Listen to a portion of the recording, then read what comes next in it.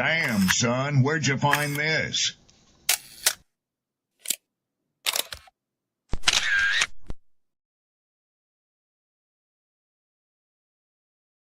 People don't be offended by the truth. They be offended because you called out the truth. Simple as that.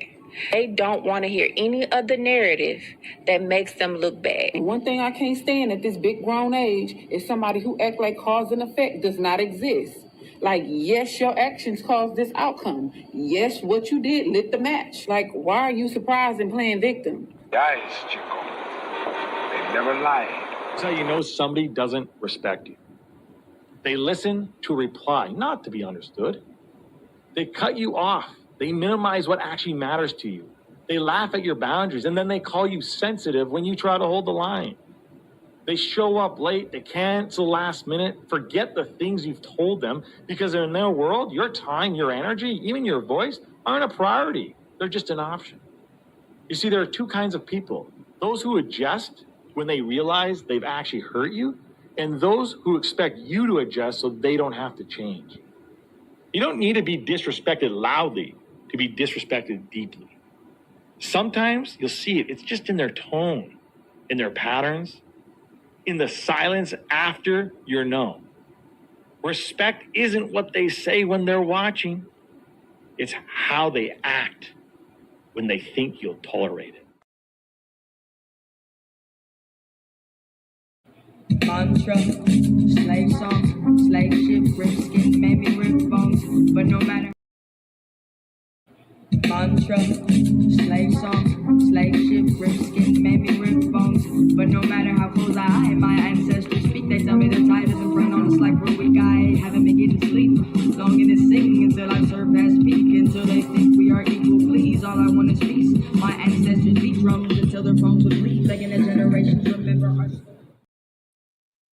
Good morning, good morning, good morning. What's the word? What's the word? What's the word? How everybody feeling today?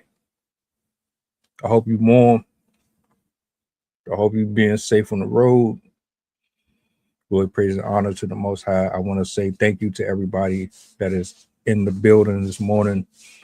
Special shout outs to Claire for pulling up last night and putting on that performance. Shout out to Rob, shout out to Zay, shout out to the crew in the building this morning. You see the title. I got a clip that I'm going to pull up here on the big screen in a second. I got Coach, I got Sydney in the building. I'm bringing them up. And we got to have a chat, man. So get your hot chocolate or whatever beverage you need. Get cozy, get comfortable, and yeah, let's get it. Yo.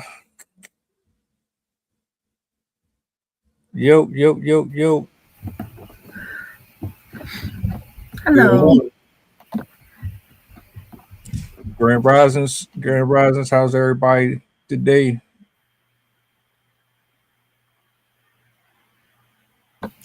Doing pretty good. I got to sleep in.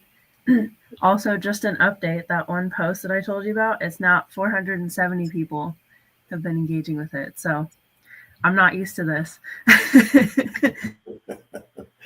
Congratulations. Morning. Hey man, you looking fly this morning? What's going on?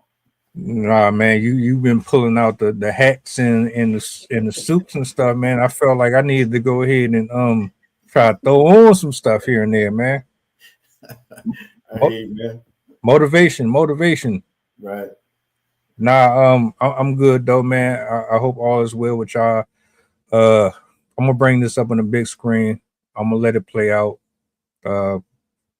Give y'all initial thoughts. We're just gonna jump straight into it. This conversation was between Carlos Miller and Sarah Father. She's a therapist. She has a podcast. I don't know how this conversation came up, but yeah, I'm gonna let it play all the way through and we'll just go from there. It's like 2 minutes, 37 seconds.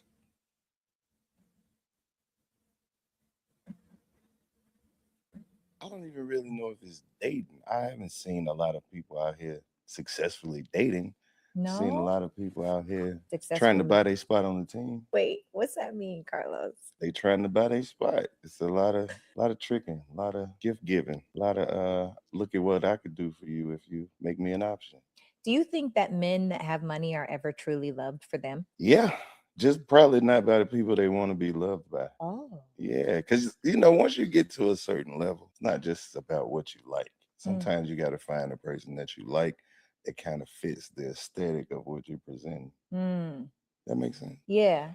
It's like, so you don't feel like most people that have, so here's a question, because Paul Pierce said date a 5 or a 6. He told the fellas, That's terrible advice. why? Because 5 or 6s, they don't fit the aesthetic. No.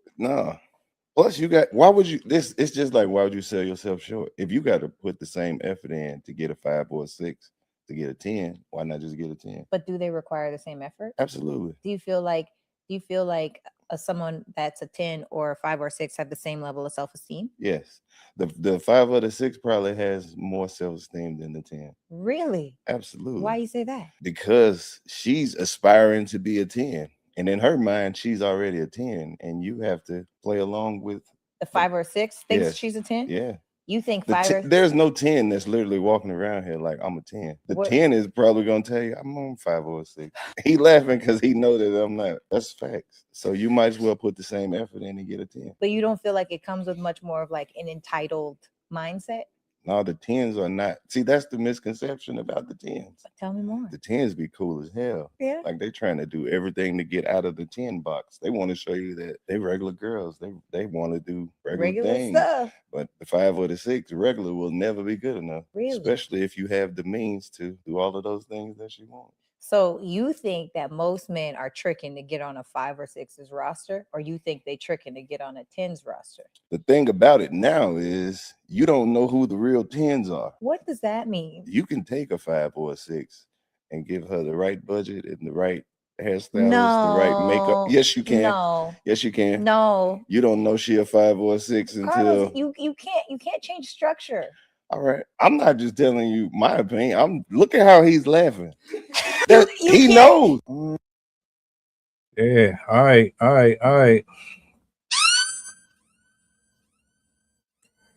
Agree, disagree. Anything you want to add on to what he said? Answer a question. Initial thoughts. Go ahead, Sid. I agreed with what he said. I didn't like what she said at the I do think Evers, can you go in the playroom, please? I definitely think that there's a lot of men that are really trying to buy their spot into the dating pool. I think a lot of men also think that they're going to pull a 10, and it's also, we're in a time where it's very hard to tell what a 10 is, because I think the idea of what a 10 is not accurate. I would say, like, a lot more people are basing it off of appearance and not personality and quality. Personally, my own version of 10 includes personality traits, includes stability, includes aspects of themselves that people don't really consider. Like, I want a man that's willing to work hard, a man that's willing to see changes that need to happen and is willing to actually work at it. One of my biggest pet peeves are people that complain about something that is changeable and then they do nothing about it. And these are all aspects of people that get overlooked in favor of, well, she's pretty, so yeah. And the thing at the end that she said, where he was saying, like, well, you can take a girl and like a 5 or 6 and you can give her a good hairstyle and stuff like that. And she's like, oh no, it's the facial structure and whatever. I'm like, that no, I think every woman is beautiful, and it has a lot more to do with how she is inside. And you can have a woman that isn't like physically beautiful, but she could have the purest heart. She could be the most wonderful human being, and she's going to get overlooked because somebody else knows how to do makeup and knows how to do their hair.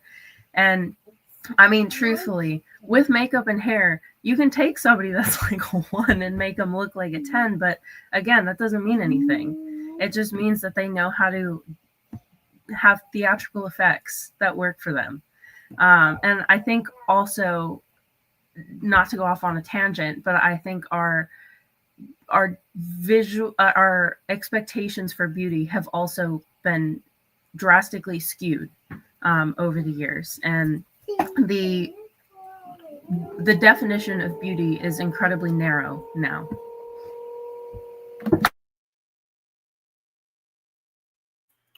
Yeah, I'll just say that it's all subjective.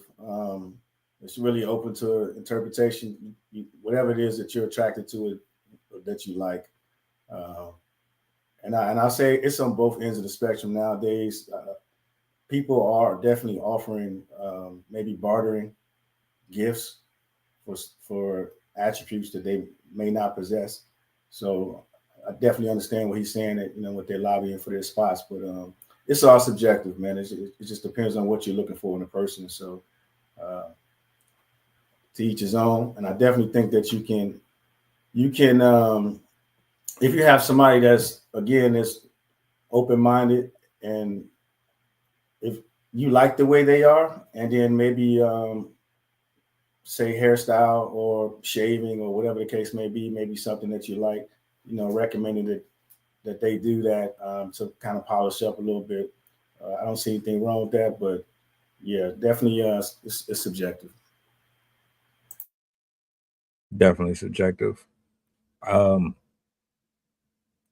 one, if you aren't attracted to the person, you're just not attracted to the person, period. Right? I don't care what nobody say. Your initial attraction to the person is what's going to get you to even have a conversation. Most people don't care about even saying hi or being respectful in that regard, to just start a dialogue up just based off of, well, hey, how's your day going? Blah blah blah. If you do not, I don't know, if you don't present yourself as welcoming or warming, you're not really going to get much of a response from somebody. It's just like they look at you like you are, how can I put this? Based on your appearance will determine how a person treats you these days. I personally could care less if you were homeless or if you didn't have it like that, because you can judge a book by its cover all day, and they could literally be an angel in disguise or someone that was sent to you in divine moments of your time, and you'll dismiss them just because they're missing hair, they got one eye and the other one is kind of leaning to the other side. I agree with Sydney on that part.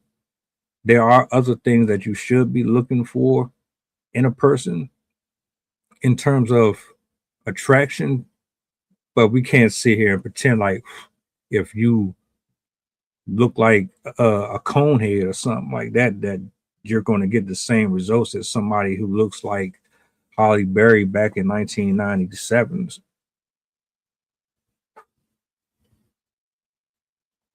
No, I agree, right? But some of the things that once you get past that initial shock factor, and maybe you actually have a conversation with that person, sometimes that's when I guess once you get to have a conversation, start a dialogue, and then you may start to find yourself finding some attractions to them. You see that in some relationships, or even that's what happens in some workplaces or on teams, when people start to see past the superficial things and actually get to know somebody. then they start to find themselves, like Sis mentioned, that they're attracted to their personalities and their inner self. So, but again, that's getting past the initial, shock factor of the one eye or the cone head, per se. I got a question.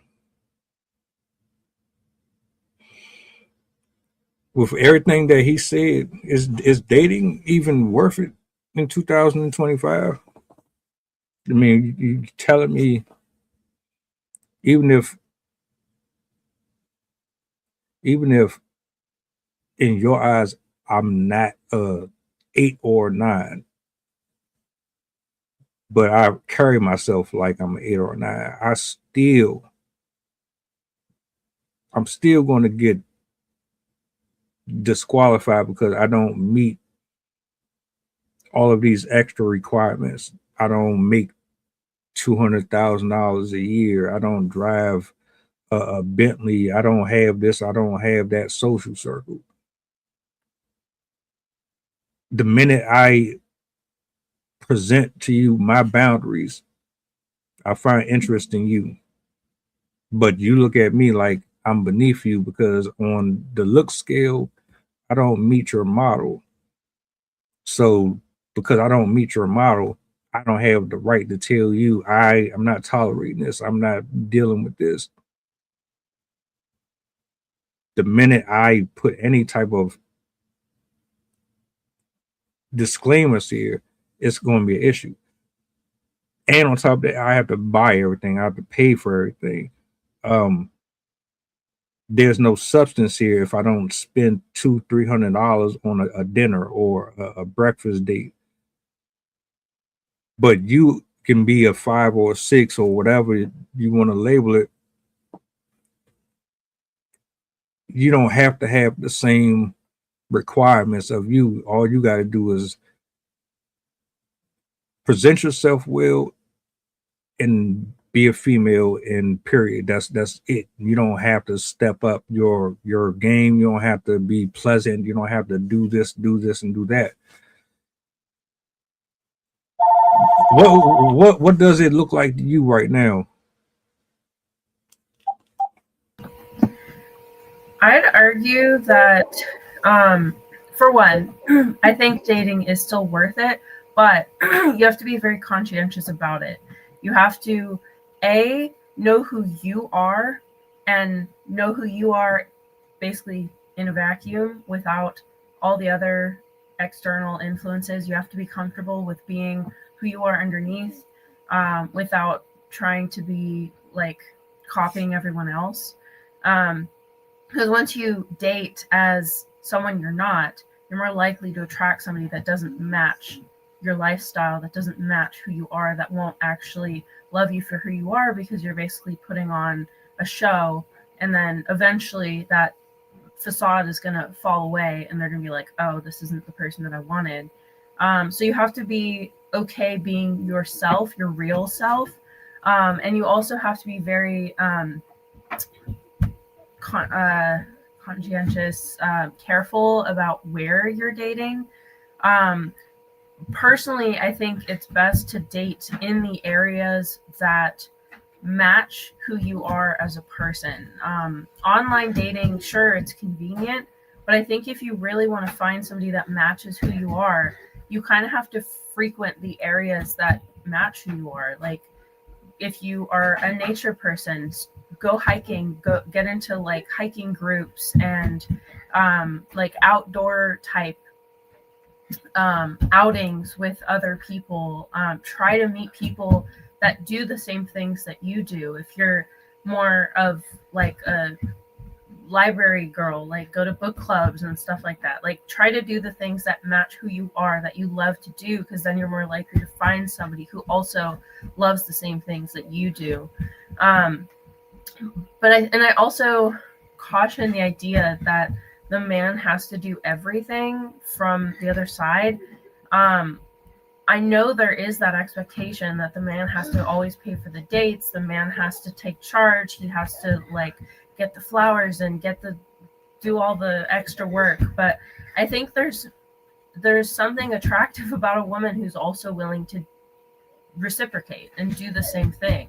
And I think that's another thing that's hugely missing right now is there's a lot of women that think that the man has to do it for them, and if he's not, then he's not a keeper.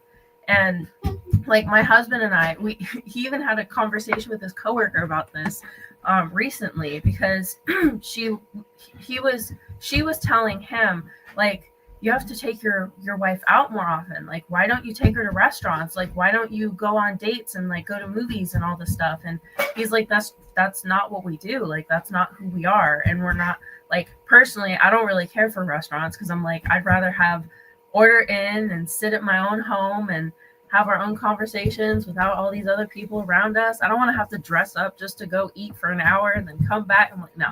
So that's just not my thing. Like, our version of a date is going on a long drive, or going out to a park and going hiking, or going to the beach and just hanging out with each other.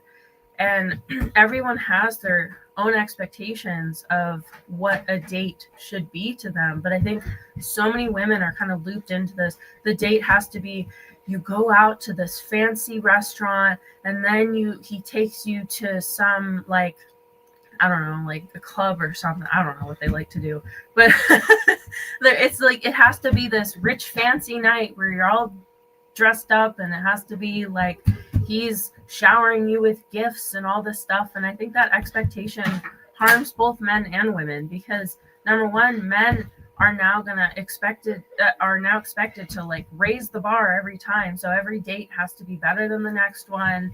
And now they're competing, like, it's like an auction. Who can throw the most money at the woman is going to be the winner, rather than who's the highest quality. And then, as a kind of leading into that, it's doing women a disservice, because then they're expecting the highest bidder is going to be the best man for them, which is not going to be true, because just because he has the most money does not mean he has the best character, does not mean he's going to have the best personality or the most common interests. And it's harmful to have that type of perspective within dating, because it completely removes the genuine aspect of dating, which is to get to know somebody, to understand who they are, to see if you're a good match, to see if you get along with them. And once you add money in, it's blinding, because you're only going to see the resource and not the person. So I personally think that really money should be, it should be a small factor, because it's like, you obviously want to be with somebody who's going to be stable. And if you intend to get married, like, you obviously shouldn't marry somebody who has like massive gambling issues, or is going to like steal money from you, or whatever. Like, they have issues with money. But at the same time, you shouldn't base it solely off that, because you could have the kindest man who's has a hard work ethic and who's going to be a great family man, but he works at like a coal mine or something like that. And you could be missing out just because you're like, oh, well, I want the executive. So, yeah. Yeah, great point, sis. Definitely, you want to. It's hard to navigate in society today, because of everything that's posted online, and so many people are comparing relationships and lives with other people's lives and relationships that they see online. And then also the cutoff culture, it makes it kind of difficult. If you can't get past, as they're identifying as a 10, a 9, an 8, or 7, so you're not even having the conversation and fostering these relationships to develop into anything healthy. So it kind of makes it hard. Everything seems to be so shallow and surface level. Just basically listen to everybody talk about 10s and 9s. So yeah, definitely get to know who you are as a person. Then that way you can identify with what you're actually looking for and what you need, because it's more beneficial if you complement each other. And it's kind of hard to find somebody to compliment you if you don't know necessarily your strong points or your weak points.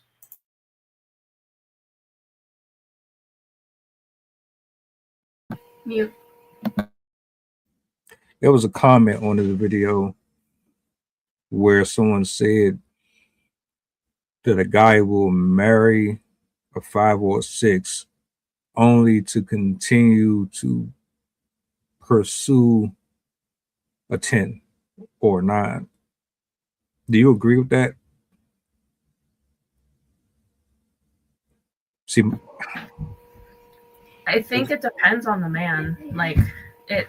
I mean, to be honest, that says more about his personality / virtue than it does just men in general.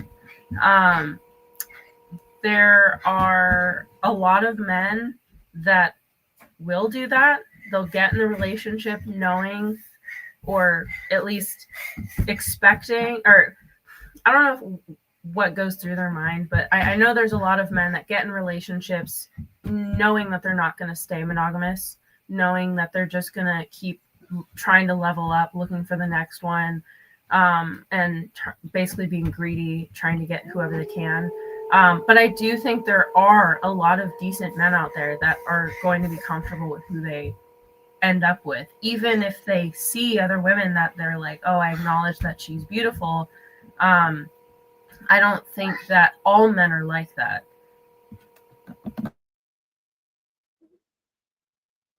Yeah, I don't know about most men, but I mean, it could be something that happens, and it also could be something that at that particular point they may feel like they have something to offer each other.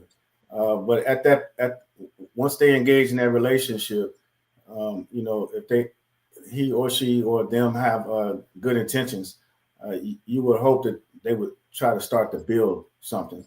But in every relationship, it's all based on having a solid foundation. And if that's what the intentions are, then obviously that type of relationship won't last. It seems like something out of a need at that particular moment.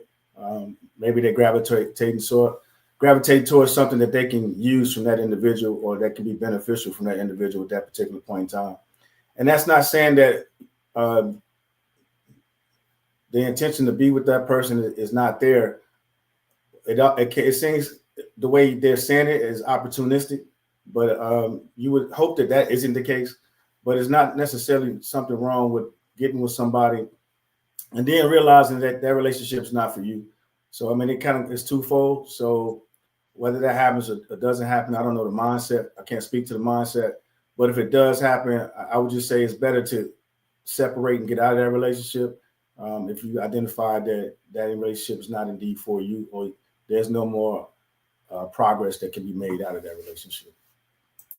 I think the reason why a lot of people say stupid stuff like that is because they're trying to make you feel some type of way about the fact that a guy is more likely to find happiness with somebody who is probably not as aesthetically appealing as you are.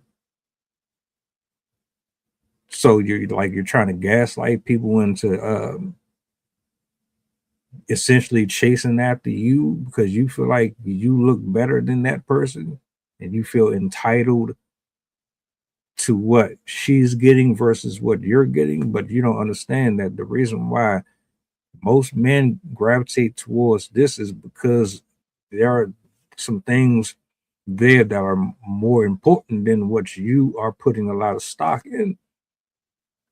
So you think just because you're attractive, that gives you the right to be intolerable. It gives you the right to be sarcastic and overly aggressive and overly masculine and overly rude, and you can just get away with having some of these characteristics that most people would never deal with on a day-to-day basis because it don't work like that. But you're privileged and you're accustomed to getting treated a certain way. So men are not really trying to put up with that. It's cool. You look good, but how far is that going to get us in the house? What does that mean if I'm looking at you 24 hours a day and I'm going in and out working and I'm doing this and doing that, but you just sitting there with that Cleopatra crown on your head, and you got the men at your feet waving their little fans at you while I'm doing everything for you, and you got the nastiest attitude. Nobody's really trying to deal with that. So I think that was just her way of trying to just downplay it or make it seem like men are only going after these women because, nah, y'all got to stop with those narratives. Period. Yeah, it paints a bad picture. I mean, especially in this day and age, I think a lot of men are starting to identify their worth, not just being used for buying gifts and utilizing they got a better head on their shoulders than men did, some years back. Making better choices in life, mentally, physically, spiritually. So I think it's got to give some men some credit out there. Some of them may deserve to have a few options, because that's one of the things that comes with having a little bit more money as well. It's putting you in different categories, and whether it sounds good or bad, when you do have a little bit more money than other people, it does provide you different options and a different playing field than some folks. So that might be the piece as well. I mean, you mentioned gaslighting, so that might be a way of just kind of throwing rocks and hiding your hands, by talking about them choosing lesser, I guess, numbers, a 5 or a 6. I'm not even sure why they using the numbers 5 or 6, but yeah, using the 5 or 6 versus a 10. So they're saying that's the reason why men are chasing 5s and 6s. It may just be provided that they got better options, and then the ones that they're deeming to be 10s, they may not be as well put together. So the 10 may be, and again, it goes back to putting it in sliders. So personality wise, looks wise might be a 10, but common sense wise might be a 3. You know what I mean? Or might be obnoxious, different things like that, different characteristics. So again, that's why it's so subjective. So it's just really what you want, knowing what you want, and being able to maintain that in that relationship.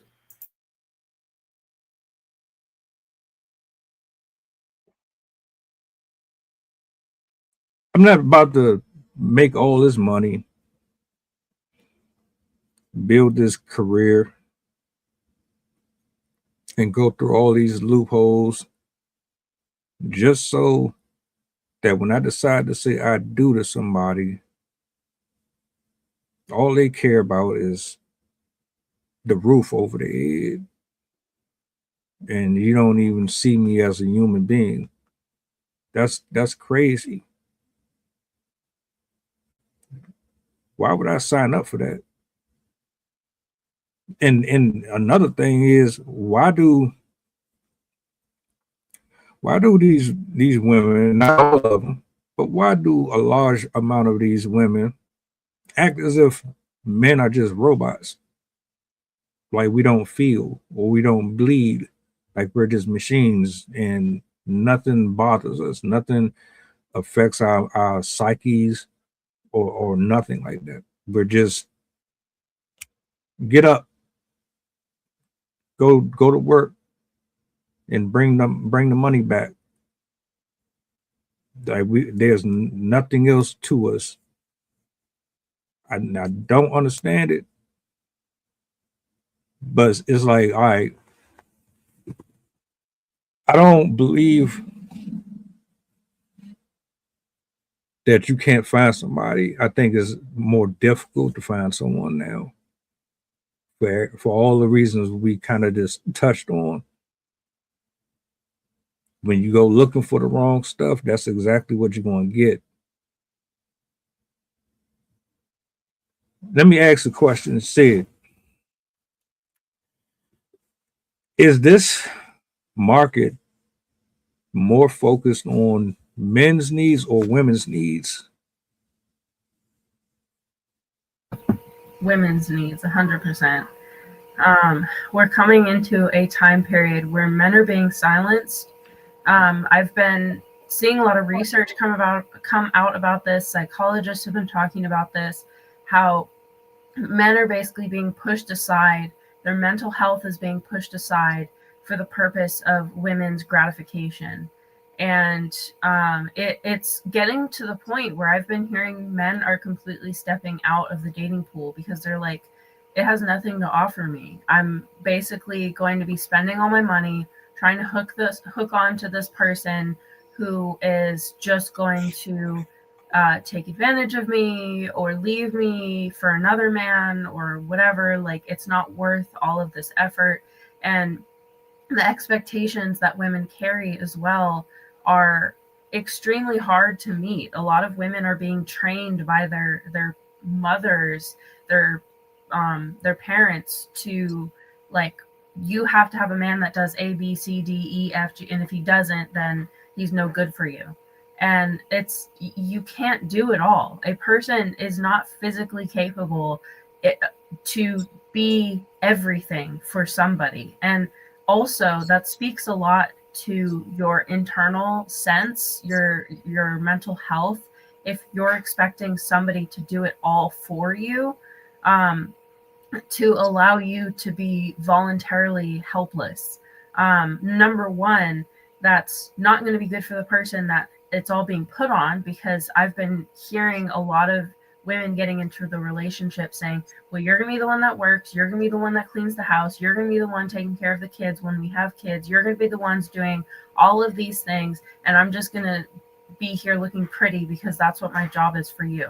And I think that's incredibly damaging to both men and women, because men are going to be essentially taking on a complete and total dependent, and then with a bad attitude to boot. And then women are going to be, number one, putting themselves in incredible, in a really difficult spot, or arguably dangerous spot, because if they might get lucky and end up with a good guy who is willing to put up with all that, or even better, is willing to work with them to make them realize that that's not how things go.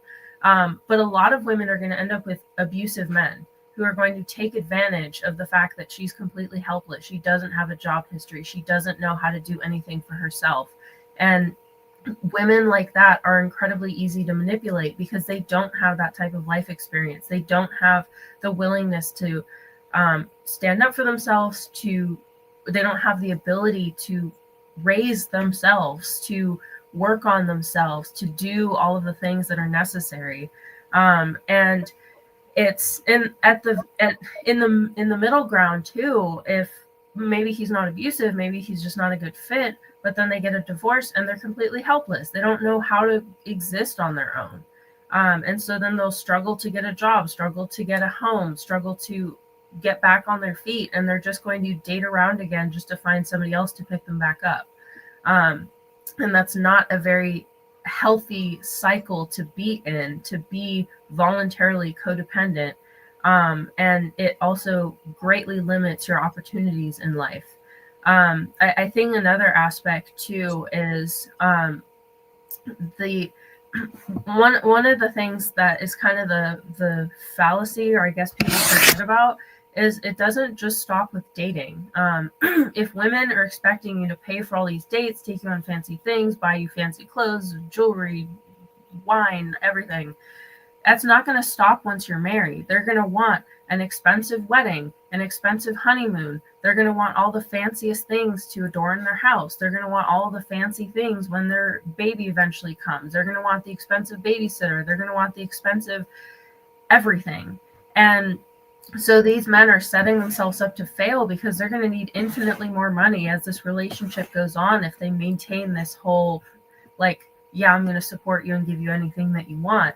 Because their demands are just going to get higher and higher, and the rings are going to get more and more expensive. The wine is going to get more and more expensive. The everything that is in their house is just going to have to be fancier and fancier. They're going to end up needing like a whole Versailles mansion just to make her happy.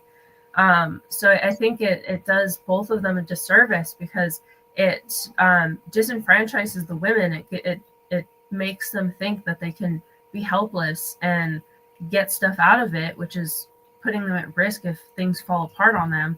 And then unfortunately it's making men wildly stressed out. And unfortunately, I think it also feeds a lot of the negative attitudes that men have towards women. And I think it can trigger aspects or viewpoints of misogyny if men are seeing women expecting these things.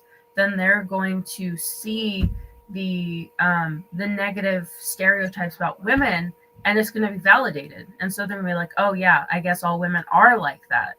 And so it basically poisons both sides of the spectrum, making women and men have negative expectations for both sides, and it's just going to sow resentment in the middle. I agree with you, Michelle. A lot of people don't know what they want. You experiment. Like the day you lost your virginity, then you started going out here. You put yourself with your back against the wall, because now the first person that you fell in love with didn't work out. You go through that little phase, and then you meet somebody else, and then they're slightly different than that person. That don't work out. You go through a succession of experimenting around with different men and women. Then you realize that you have a type, or at least you develop a type through trial and error, not really knowing that that type might not be what you're actually supposed to be around or with. And then you just continue on, heartache after heartache, frustration after frustration. Why? Because you don't know yourself well enough to understand that this is not the type of person that you're supposed to be actually dealing with. And that's a fact. I said that before too. Folks will complain, get on social media all day and cry about the dude not being this or the woman not being that, but you chose them for whatever reason. You thought they were funny, you thought they smelled good, whatever reason, you decided to open your leg to that person. You decided to get close and interpersonal with them. So at the end of the day, this is your storyline with them. You don't. There's no third party unless you doing something we don't know about. You got your cuck, but outside of that, you decide ultimately who you deal with. So I don't really be wanting to hear all that. Oh man, all men ain't this. All men, I don't want to hear that. I don't want to hear it because you chose them. That's the type of person that you continue to deal with. And stop blaming all men and stop blaming all women for your crap. Everybody's paths are specific to them. Your storyline is different than mine. So if you have been accustomed to dealing with this type of person, that means that there's some stuff about you that you need to figure out so that you don't keep on in that same pattern. Overall, and I'm gonna yield the mic. Dating is more difficult because we made it more difficult. Because we don't understand our truth. We don't understand our power. We don't understand our roles, our positions, our purpose. We don't know ourselves like we think we know ourselves. You think you know, but you don't. Oh, I'm gonna try something different. But you're still dealing with the same crap. Oh, now instead of me going after solely looks, I'm just gonna go after somebody with money. How does that work out? Oh, that's not doing nothing for me, but at least I ain't broke. Still not happy.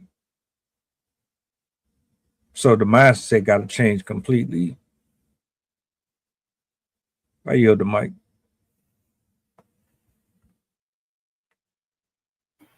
Yeah, so I'd agree, and I just say probably need to focus and put a message out, because we talk a lot about the men, but as far as with the women as well, is like Sid mentioned, is, having that laundry list of requirements from the man to take care of everything in a relationship. It's kind of like the old traditional, what people deem to be traditional in America, way of the man being the breadwinner and taking care of everything in a relationship, but with the modern woman's mindset.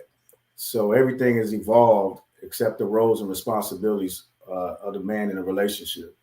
Um, so I think it just depends on, again, talk about that word perspective again.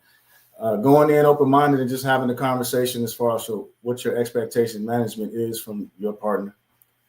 If you don't intend to, pay for everything, and you don't intend to buy gifts and all these things, that let it be known. Just be open and have the conversation. Not everybody likes gifts. A lot of people are now getting more introspective and finding out what they actually like and what means and what's important to them. And it's just important to communicate that and then just receive, that communication as well. Some people like to buy gifts. There's nothing wrong with that. But if that's something that you like to do, at the same time, you can't force somebody to get reciprocated the way you want it to, because that's not necessarily something that they like.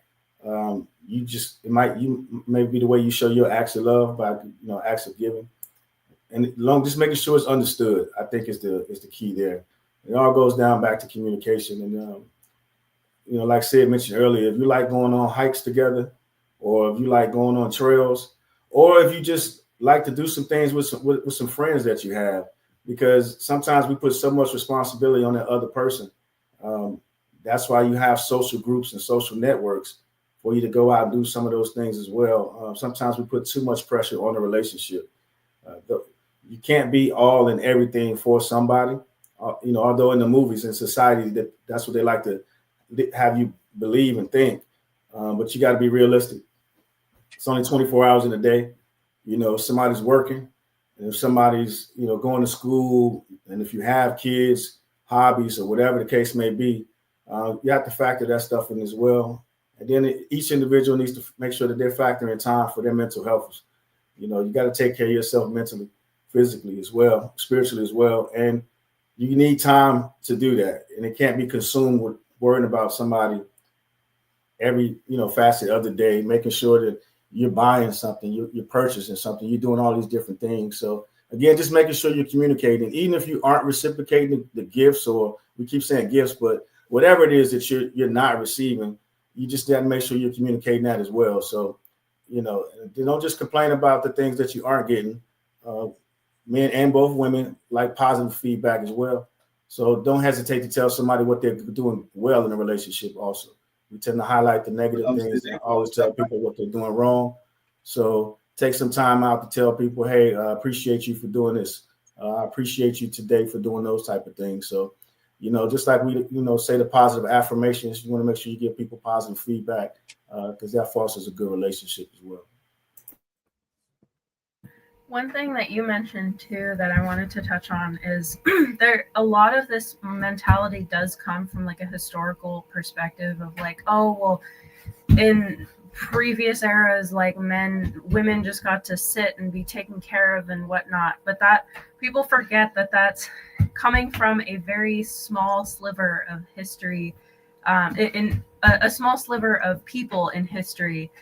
In the sense that was mostly associated with royalty, high wealth individuals. But if you were born prior to the 1950s, most people were working equally as hard. Like women did not get to just sit and twiddle their thumbs and hang out at home all day. Like they were the ones washing the clothes, which there were no washing machines. So you had to go to the river and scrub the clothes for hours and hours and hours just to get all the stains out of the clothes of the maybe 2 outfits that you have.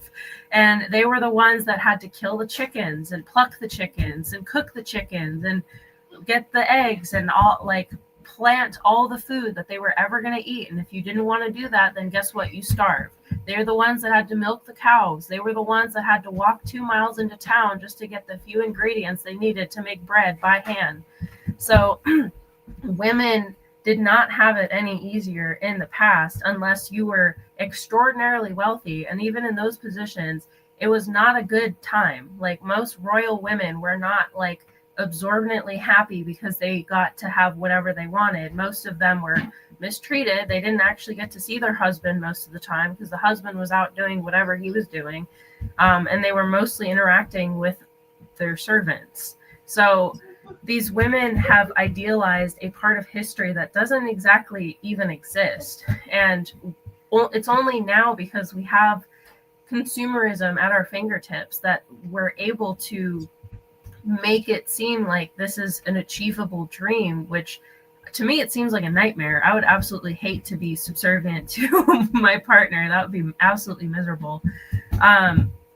And I think that also brings up the other aspect of we have to decouple love from consumerism, because consumerism, I think, is one of the biggest aspects that is affecting the whole mindset of what dating is supposed to be. I mean, even before the 1940s, like it wasn't even customary to give a woman a ring to get married. It was the De Beers Corporation that linked love to diamonds, and they had an advertising campaign saying you don't love a woman unless you give her a diamond ring.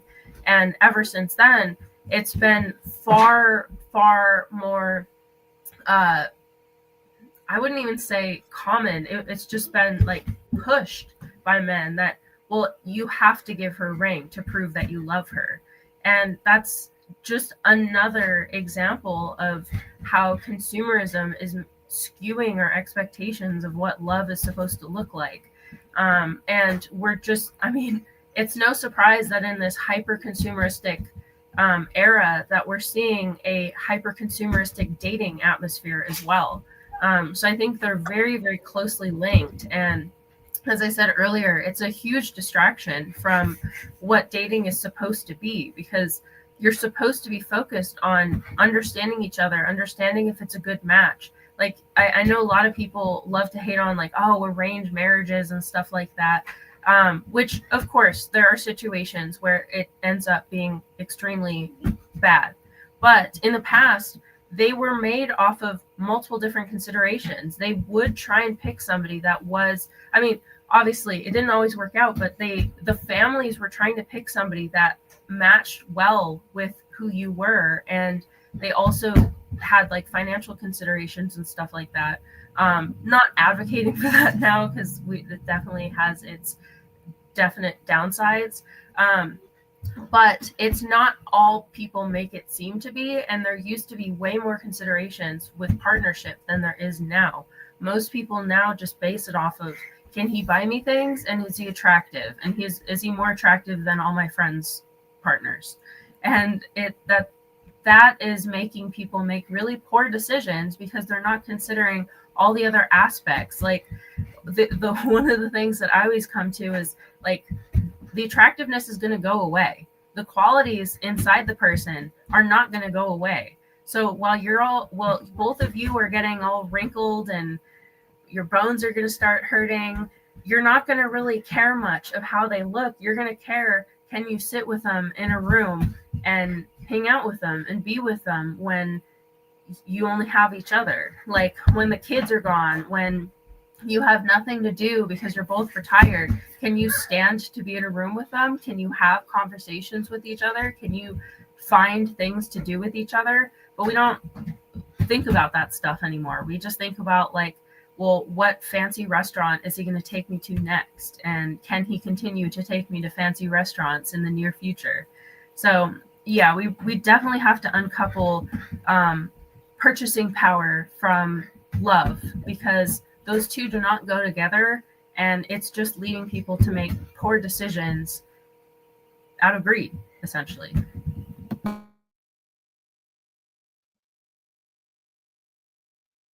Dating is still possible. Your approach needs to change. The way that you view it needs to change. And the folks that you are getting your information from needs to be examined a little more closely. You can't get advice from everybody. And on top of that, you got to stop lying to yourself. You gotta be more honest with how you're presenting yourself out here in the world, how you're treating people, because you know you better than you. You might think you are the light, but other people might think you are asshole. You might be overly aggressive. You might talk way too bluntly for folks' taste. There's things about you that you know will drive a person mad. I'm just using that as an example. We have to look within to figure out what our external is doing to us, because most of the things that you end up surrounding yourself with is based on stuff that is internalized most of the time. If you don't want somebody who's high maintenance, then you need to put yourself in an environment that doesn't seek superficial things. Change your circle up. Start embracing your actual hobbies. Stop trying to fit in with the social norms. And start vetting properly so that you can find out who is really there for the right reasons or not. Problem solved.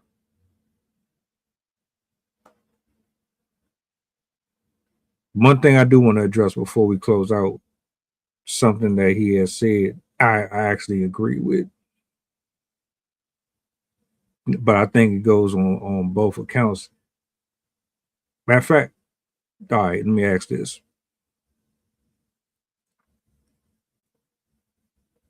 Just because you put money and status in the hands of a 5 or 6 man or woman, does that change them being a 5 or 6? Just because you give them the red carpet treatment, does that mean that they are no longer still 5 or 6? Do they forever go from 5 or 6 to 8, 9, 10 just because of the money and because of the position? I think what he was saying in the video, if you're identifying or labeling somebody a 5 or a 6, and some of the things that I guess the notches, or the reason why they didn't receive 7, 8, 9, and 10 is because of the way they dress.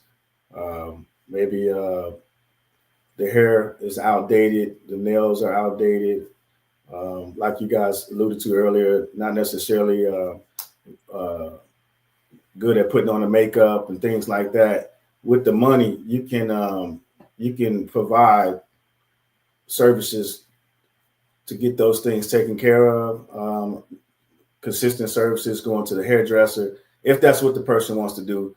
As far as manicures, pedicures, seeing somebody, maybe a Mary Kay specialist, whatever the case may be. If those are the areas that you're deeming that detracts the 10, 9, 8 that gets them to the 7 and 6, then I guess that way you can.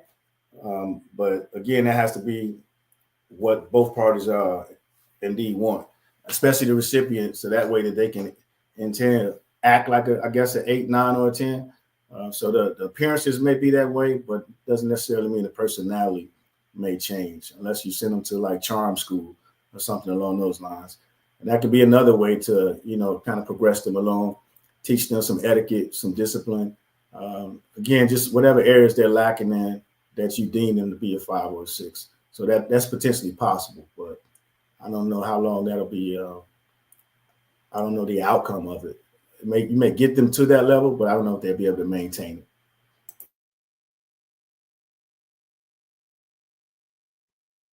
Yeah, I don't think that it matters one way or another. You are who you're just destined to be, or like you can change some things about yourself, but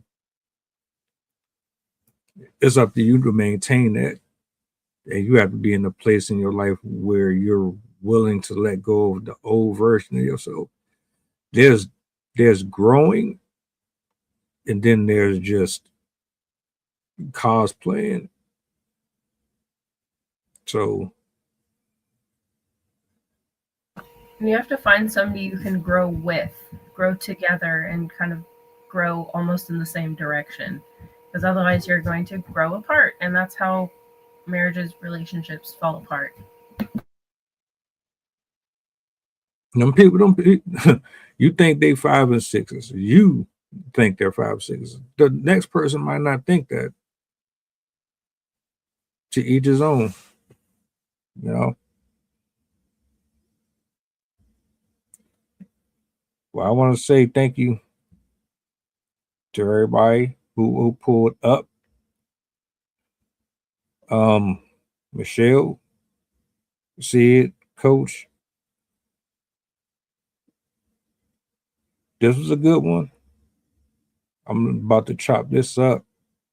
We got another show later on tonight, 7:00. For the people who are new to the channel, I want to say thank you for being here. Any final words before we go? All right, well, go ahead. You got it. No, I wasn't gonna say anything. I'm good. All right. Yeah, we about to get up out of here, man. Glad y'all could hang out with us. Enjoy the rest of your day. Just in case we don't get to speak, be safe on the road, and see y'all later.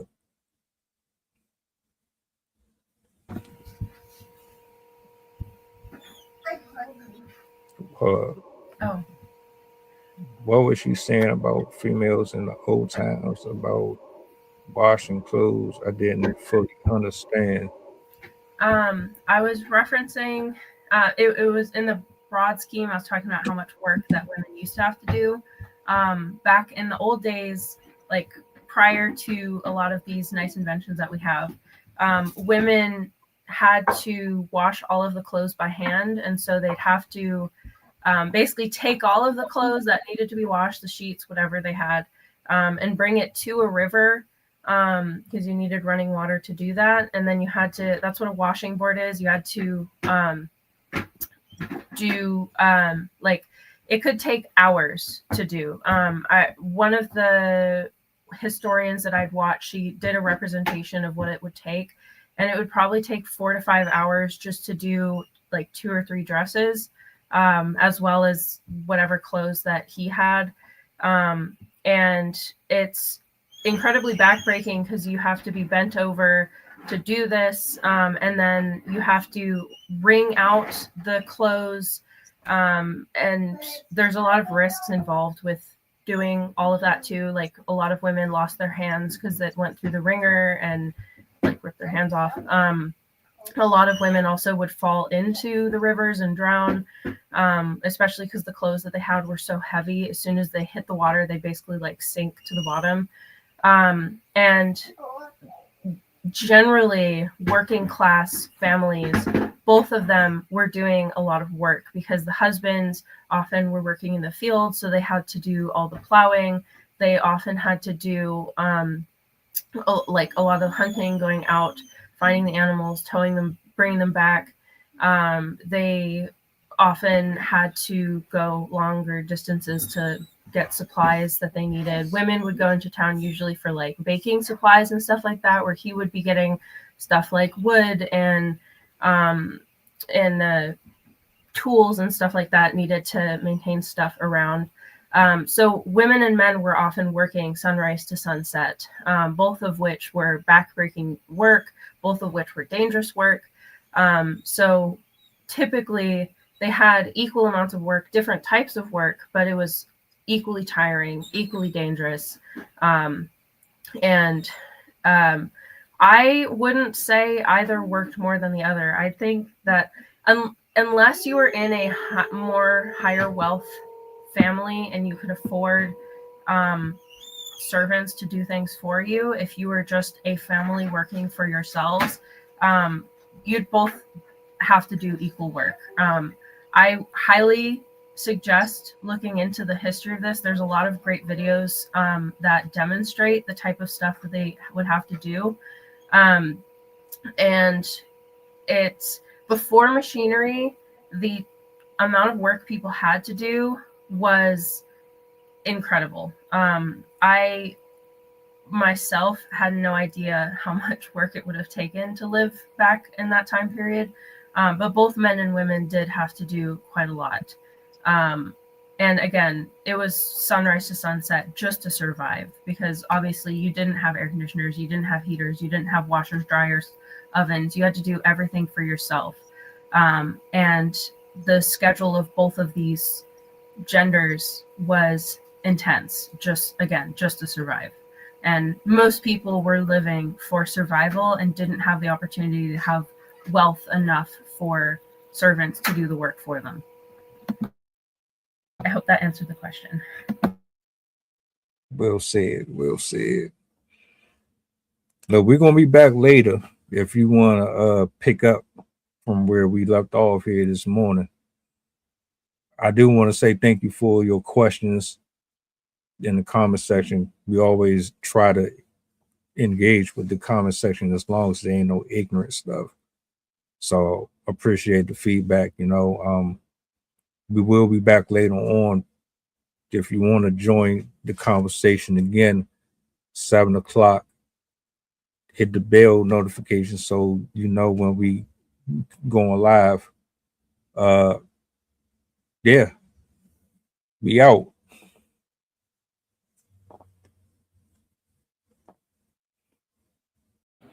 Mantra, slave song, slave ship, rip skin, made me rip bones. But no matter how close I am, my ancestors speak. They tell me the tide isn't run on us like we're weak. I haven't been getting sleep. Longing to sing until I surpass peak. Until they think we are equal, please. All I want is peace. My ancestors beat drums until their bones would bleed. Begging the generations remember our story.